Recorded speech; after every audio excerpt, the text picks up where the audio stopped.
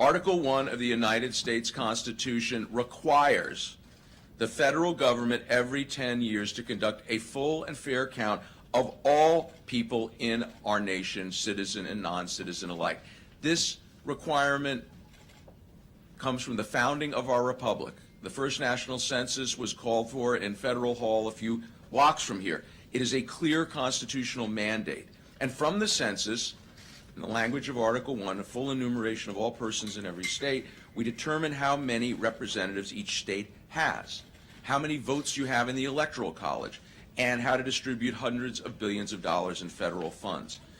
For decades, administrations from both parties have viewed this constitutional requirement with the respect and reverence it deserves, but the Trump administration is out to destroy this bipartisan tradition. They're throwing away decades of proven practice by demanding that people responding to the census disclose their citizenship status.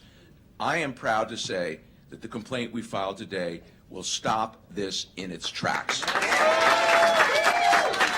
This is a blatant effort to undermine the census and to prevent the Census Bureau from carrying out its clear constitutional mandate.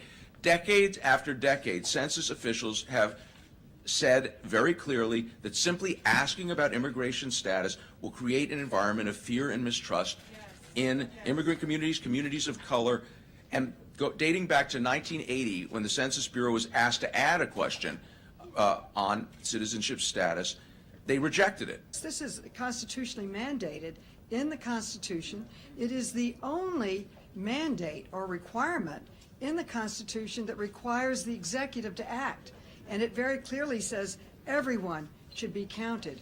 And I think you will see an outpouring of bipartisan support from the business community that depends on the census for their planning for the future, from the not-for-profit community, and from the Conference of Mayors that we heard from, because this is fundamental to our Constitution.